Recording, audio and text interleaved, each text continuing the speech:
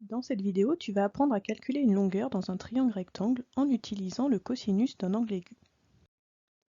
Voici les deux exemples que tu pourras rencontrer en exercice.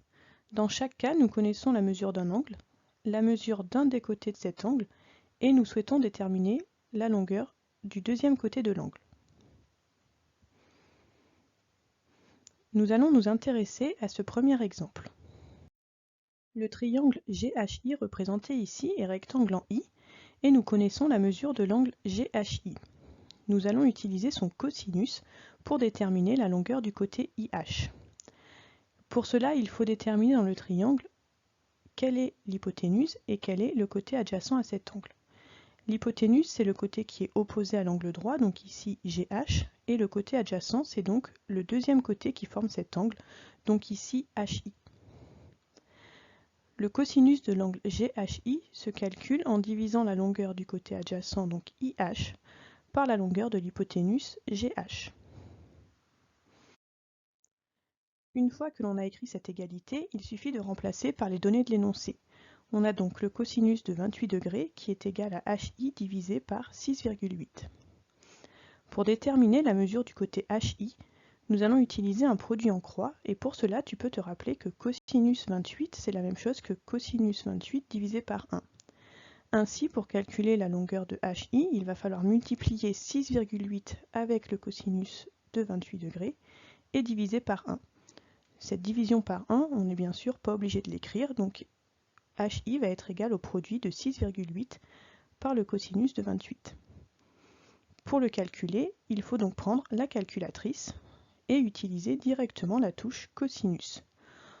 On écrit donc 6,8 fois cosinus 28 et le résultat va nous donner ici la longueur du côté HI qui mesure environ donc 6 cm. Dans ce deuxième exemple, le triangle DEF est rectangle en D. Nous connaissons la mesure de l'angle DFE et grâce à son cosinus, nous allons pouvoir déterminer la longueur du côté FE. Dans ce triangle, FE correspond à l'hypoténuse puisque c'est le côté qui est en face de l'angle droit. On cherche ici donc la mesure de l'hypoténuse. Dans l'exemple précédent, on cherchait la mesure du côté adjacent. Le côté adjacent à l'angle F va être le côté FD puisque c'est lui qui forme l'angle en plus de l'hypoténuse qui est ici. Pour calculer donc le cosinus de cet angle, il va falloir diviser la longueur FD, qui est la longueur du côté adjacent, par la longueur EF que l'on cherche, qui est celle de l'hypoténuse. Il suffit maintenant de remplacer les données de l'énoncé, l'angle DEF et le côté DF. On obtient cosinus 52 degrés qui est égal à 4,3 divisé par EF. Pour déterminer la mesure de EF, on va comme tout à l'heure utiliser un produit en croix. Pour cela, on peut écrire cosinus 52 degrés sous forme de quotient, cosinus 52 degrés divisé par 1.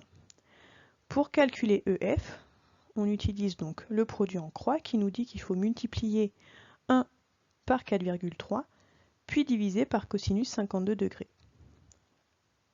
1 fois 4,3 va être égal à 4,3. On peut donc directement écrire 4,3, ce produit, divisé par cosinus 52 degrés.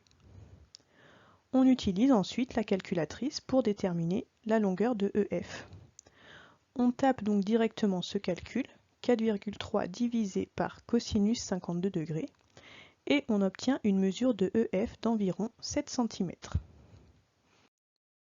Tu sais maintenant comment déterminer une longueur dans un triangle rectangle en utilisant le cosinus d'un angle. Tu pourras ainsi déterminer soit la mesure du côté adjacent à cet angle, soit la mesure de l'hypoténuse du triangle.